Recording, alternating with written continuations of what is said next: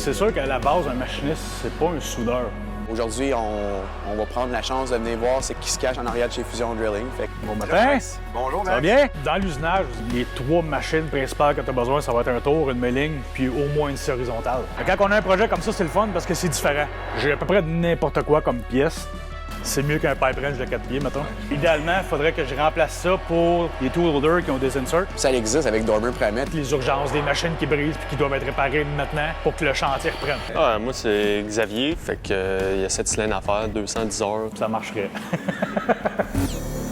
Salut la gang! Aujourd'hui, pour ceux qui ont visionné le premier épisode du podcast avec les 2 enseignants du Collège de la Cité, Maxime Dubois nous offre aujourd'hui une journée porte ouverte pour faire une visite de l'atelier d'usinage chez Forage Fusion. C'est drôle parce qu'il y a des notices de ne pas recorder dans les usines, fait que on va se présenter. Bon matin! Bonjour, Ça va bien? Aujourd'hui, on va prendre la chance de venir voir c'est quoi le shop qui se cache en arrière de chez Fusion Drilling. Fait que Max, si tu peux nous Faire un petit tour vite fait. plus loin, on avait un forklift. Tu te déplaces ça un peu partout dans le shop avec le forklift. Ça arrive. C'est pour ça que c'est la scie qui est là sur des roues, donc je peux la déplacer. Je peux déplacer la table là, je peux aller porter une grosse pièce sur le tour, sur la milling, assez facilement. Malheureusement, j'ai pas de pont roulant. C'est ça qui est l'idéal, mais on coupe dans les dépenses qui sont moins nécessaires pour investir où c'est nécessaire maintenant, tu sais. Coin de soudage, j'imagine, ça va être Ouais. tout Coin localisé ici. soudure, L'assemblage. MIG, TIG, rod, les torches, coupe aux torches, j'ai un petit plasma que je peux me servir, table de 48 pouces par 48 pouces, qu'on va probablement rallonger bientôt à 48 par 96. Parce que le petit, on a dépassé la capacité. Là, on a pris une 4x4. Mais là, la 4x4, des fois, ça serait le fun d'avoir 4x8. Fait que c'est jamais assez. Fait qu'on essaie toujours d'améliorer. Moi, il va une tape à la fois. Puis j'ai déjà pas énormément de place dans le shop. Donc, rajouter un 8 pieds sur la table, je viens de pousser mon panneau de contrôle encore plus. Là, j'ai moins de place pour la soudure. Puis il faut que j'essaie de contrôler un peu comment j'organise la shop. As-tu un petit exemple de qu'est-ce que tu fais avec une presse hydraulique? Ben oui, ça va être pour brocher, faire des chemins de clés, démonter ou réassembler des bearings, tout ça. Puis il y a des choses que je vais faire aussi. Je te dis, j'ai pas de break, j'ai pas de plieuse. Donc on se fait des patentes pour être capable de faire nos jobs. Donc ça s'installe sur la presse. J'ai un stop ici en avant, donc je peux ajuster la longueur, je peux venir plier des morceaux. Ça marche pour si tu as besoin de fabriquer un garde, quelque chose du genre, mais quand tu veux plier des plaques un peu plus épaisses, j'ai pas rien. Fait que là, j'ai ça en attendant. J'aimerais ça éventuellement avoir une break de 8 pieds, une petite 200 tonnes, mais ça prend de la place, puis je peux pas justifier acheter une machine comme ça pour m'en servir une fois par semaine, tu sais. C'est un exemple d'être capable de faire son propre outillage, puis des fois développer plus loin qu'être juste machiniste à créer, usiner des pièces, puis si tu as de l'avancement à être capable de faire ta propre soudure, c'est là que tu es capable d'être plus populaire, faire du tooling un peu plus complexe. C'est sûr qu'à la base, un machiniste, c'est pas un soudeur. Il y a beaucoup d'industries dans lesquelles tu vas rentrer comme étant un machiniste, puis tu vas juste machiner, tu fais pas de soudure parce qu'ils vont avoir leur propre soudeur, leur propre mécanicien. Ici, c'est un peu différent. Moi, ici, je vais autant démancher la pièce, la réparer, la redesigner, la rebâtir ou en fabriquer une neuve en l'usinant. Fait que j'utilise à peu près tous les procédés de fabrication possibles. Moi, ce que j'aime dans ce métier-là, c'est d'être capable de faire le plus de choses possible, d'être capable d'être le plus efficace possible, le plus polyvalent possible. C'est pas ce que tout le monde veut, puis c'est correct, mais moi, c'est ce que j'aime. Fait que ce que je préfère, c'est machiner, mais tout le reste que j'ai besoin pour fabriquer quelque chose, ben je suis allé le chercher avec les années. Fait que ce soit la soudure, la mécanique, le dessin industriel, c'est toutes des choses qui m'aident à faire ma job, mais à la base, je suis vraiment un machiniste. Là, ta machine de prédilection, dans le fond, c'est ton gros tour. Tu peux-tu nous expliquer un peu qu'est-ce que tu as comme équipement avant qu'on arrive sur l'autre côté de l'usine? En fait, d'équipement, ben, j'ai mon Ingersoll ici. C'est ton tour que tu utilises le 2080. plus. Ça l'était avant parce que ça a longtemps été le seul tour qu'on avait. Mais maintenant, depuis qu'on a acheté le ProTurn, c'est un tour beaucoup plus moderne, qui s'opère plus rapidement, c'est plus facile, c'est moins gros. T'sais. Quand tu viens mettre des morceaux dans le choc, ben, tu risques pas tes dents sur celui-là parce qu'il est plus bas. Travailler sur un gros tour, puis les mouvements sont plus longs, sont plus lents. C'est plus rapide sur celui-là, donc je m'en sers quand j'ai des grosses pièces à faire. J'essaie de le ménager parce qu'il commence à être vieux, puis un tour de ce prix-là, c'est plus cher qu'un plus petit. Donc j'essaie de faire attention, de ménager mon équipement. Donc on a ces 2 tours-là. J'ai la petite milling. Éventuellement, j'aimerais ça en avoir une deuxième. J'aurais besoin d'un peu plus de puissance, quelque chose d'un petit peu plus gros, puis peut-être plus de capacité pour la table. Si on fait référence au tour, dans le fond, ProTurn que tu utilises, peut-être faire une petite allusion à que ça sert cette bidule-là. C'est bien simple. Quand on bord des pièces sur le tour puis qu'on souffle pour dégager la chip, bien, ça sort par le bord puis ça revole partout à terre jusqu'à la presse. J'étais tanné. Ça faisait des années que j'étais écœuré puis j'avais cette idée-là en tête. Fait que maintenant, au lieu d'avoir une poubelle avec une pelle dedans pour déflecter la chip puis qu'elle tombe dans la poubelle, on fait juste installer ça. Quand on machine puis qu'on utilise l'air pour dégager la chip, bien ça s'en vient puis ça tombe directement dans la poubelle. Petite niaiserie qui coûte pas cher, pas long à produire, ça sauve bien du ménage. Pour un budget de quelques dollars chez une quincaillerie du coin pour avoir... En fait, je suis qualifié à fabriquer le coude au complet, mais je suis tombé par hasard sur celui-là puis je me suis dit, ça marcherait. Dans le fond, Max, c'est quoi les pièces les plus communes que tu fais sur cette machine-là? Ça tombe dans des pièces qu'on fait relativement souvent. C'est pas des gros morceaux. Généralement, on va servir à peu près 2 pieds sur le bed. C'est rare que je vais faire des pièces qui prennent la longueur de la machine au complet. Sur certains cylindres, je le fais, mais ceux qu'on fait le plus souvent, le diamètre est assez petit qui passe à travers. Donc, j'ai pas besoin d'utiliser la lunette ou la pointe ou quoi que ce soit. Fait que généralement, ça ressemble à des setups un peu comme ça. Ça, c'est juste des plates qui vont aller sur un sling hydraulique. Celle-là, elle a 3 ans. Puis celle-là, 4 ou 5. Qui sont assez récentes. Celle-là, je la recommande à tout le monde. Celle-là, un petit peu moins.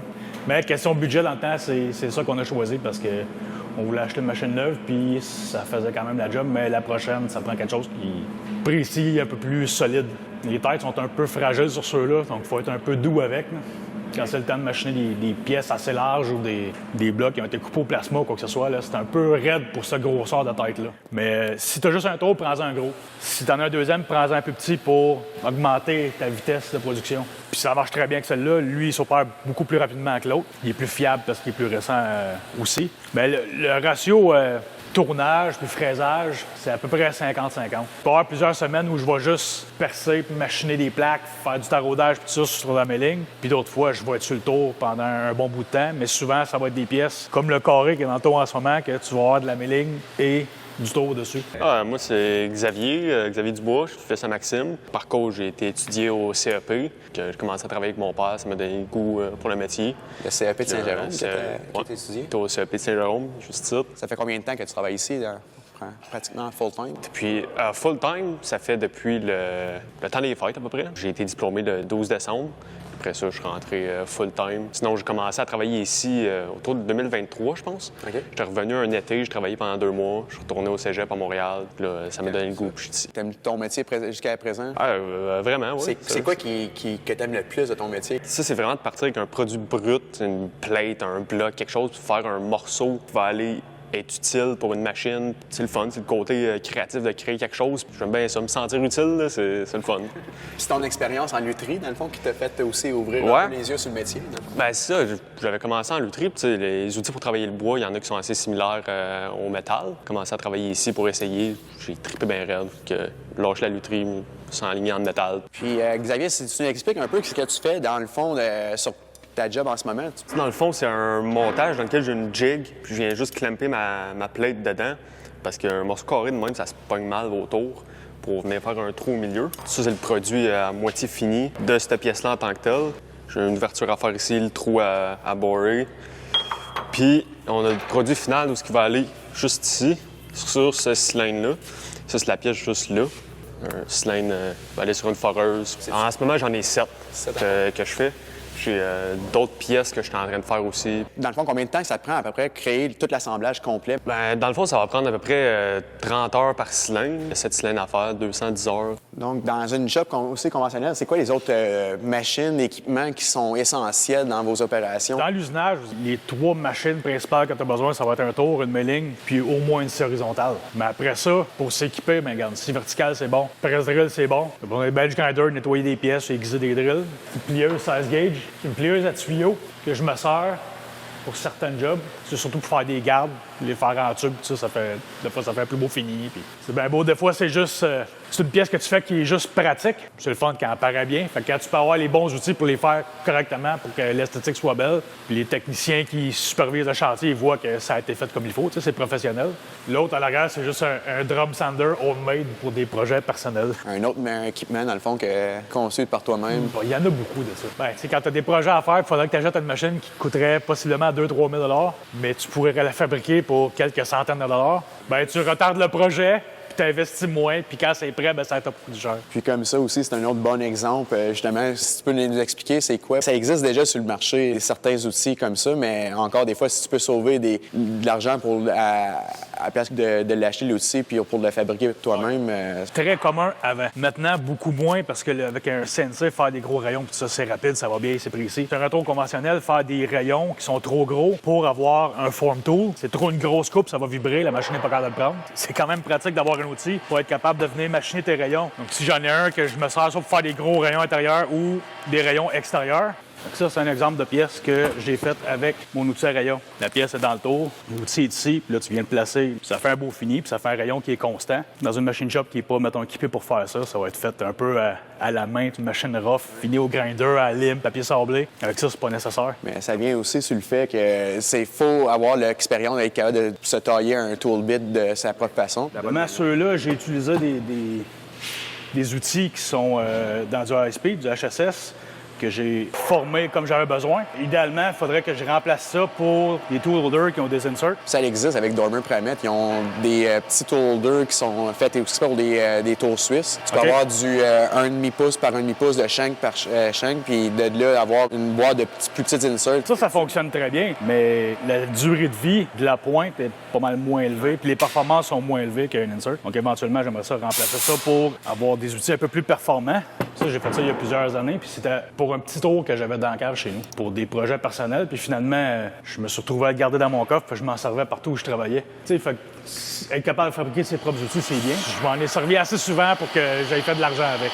À l'autre extrémité de la shop, tu as un sandblast, un glass bead. Mais ça, la plupart du temps, on va s'en servir pour... On nettoie les pièces avec du solvant. Après ça, on passe le glass bead dessus pour faire sûr qu'il ne reste plus contaminant, tout ça. Après ça, on nettoie bien les pièces, on les réassemble. C'est aussi ça le métier de machiniste, de aussi assurer le packaging puis la finition de ces pièces. Nous, pour ce qu'on fait, qui est généralement des pièces pour l'entreprise de forage, je vais juste le mettre dans des tablettes, puis les gars vont les prendre quand ils ont besoin, puis je maintiens mon inventaire. Ou les urgences, des machines qui brisent puis qui doivent être réparées maintenant pour que le chantier reprenne. Il y a une partie qui est production, qui est un peu plus mollo, puis l'autre, c'est des roches puis réparer des erreurs qui sont arrivées, des pièces qui ont brisé.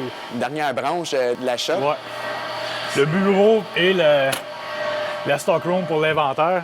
C'est qu'on va pouvoir avoir peut-être une meilleure idée des pièces que vous usinez sur une base régulière, des pièces de consommables pour vos machines. Il y a beaucoup de pièces différentes. Et ça, c'est un modèle de cylindre hydraulique qu'on fabrique nous autres mêmes. C'est la pièce qu'il y avait sur le tour. Hein, ça, c'est la pièce qu'il y avait sur le tour qu'on a vu un peu plus tôt. Puis ici, quand j'ai une demande, comme la semaine dernière, mon boss m'a dit qu'il prendrait les 6 cylindres qui étaient là. Donc, je sais qu'il faut que j'en produise d'autres pour en avoir en cas d'urgence. Généralement, je vais avoir des pièces, des têtes, des pistons qui sont déjà prêtes d'avance. Donc là, c'est pour ça que Xavier Suto est en train de faire des pièces de spare pour la prochaine batch de ces cylindres-là qu'on va assembler. Puis il y a de différentes pièces pour différents cylindres. Puis quand j'ai mes pièces de cylindres, j'ai toutes les seals qui sont là, prêtes à assembler, que j'essaie de me maintenir cet inventaire-là. Il y a des pièces un peu plus simples que les gars ont besoin souvent, qui ont tendance à se maganer ou à être accrochés quand les machines sont transportées dans le bois pour passer d'un chantier à l'autre. C'est tiré avec des bulldozers, puis tout ça. Les chemins sont pas tout le temps en bois, il y a des arbres. Donc, des fois, ils cassent certaines pièces que ça prend des remplacements. Certaines pièces qui reviennent souvent, comme ça tient des têtes de forage. On a des boîtiers qui tiennent des cylindres. J'ai des jigs que je garde pour toutes sortes de choses, là. J'ai à peu près n'importe quoi comme pièce. Des fois, ça va juste être des pièces qui ont été découpées au plasma, que je garde en stock. S'il y a quelque chose qui brise, on fait juste couper la vieille pièce puis on en met une nouvelle. Des fois, c'est juste des pièces relativement simples. Fait que c'est une machine qu'on a fabriquée pour désassembler puis réassembler des cylindres hydrauliques. On s'en sert plus vraiment de ce temps-là, mais éventuellement, on va s'en servir pour la réparation de cylindres pour des clients. C'est une machine qui a été faite complètement ici avec des pièces machinées, coupées au plasma et tout ça. C'est des pièces que vous avez usinées ici? Ouais, c'est tout homemade. La machine au complet est homemade, basée sur des modèles qui existent déjà. J'ai fait quelques tests et tout ça. Ça a l'air à bien fonctionner. Il reste à faire l'esthétique, la peinture et tout ça. Jusqu'à là, ça fonctionne relativement bien. Quand tu parlais que vous aviez un plasma pour découper, j'imagine que toutes ces pièces-là, c'est découpé... Ça, c'était avant qu'on achète le plasma. Sauf que c'est toutes des coupes aux torches. Puis l'intérieur, c'est des pièces machinées, là. Il y en a quelques-unes qui étaient coupées au plasma. On avait un plus petit plasma que ça avant. Ça marchait pour les petits morceaux et les plus gros, c'est un peu plus compliqué, là.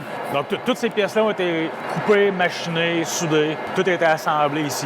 Un système avec 2 cylindres hydrauliques, puis un système de ratchet pour dévisser les noix sur les cylindres, les rods de cylindre ou les têtes, tout ça. Fait que t'as pas mal plus de puissance avec ça que de le faire à la main. C'est mieux qu'un pipe wrench de 4 pieds, mettons. J'imagine, par exemple, l'acquisition d'un plasma, c'était fait exprès pour prendre ce genre de contrat-là puis d'être capable de le faire à l'interne. C'était un peu pour des pièces qui sont un peu compliquées à produire comme ça, au lieu de tout couper ça par main, à main, avec des straight edge, puis ce qui soit au torche, au plasma. Ben là, je fais juste le dessin sur Fusion 360, je l'importe dans la machine, puis je peux la couper direct. Fait qu'on sauve beaucoup de temps. Fait que pour ce qui est des prototypes comme ça va bien. Je peux faire mes assemblages sur dessin avant. Souvent, on va avoir des pièces à couper, puis c'est des pièces relativement simples à faire, mais il y en a 10.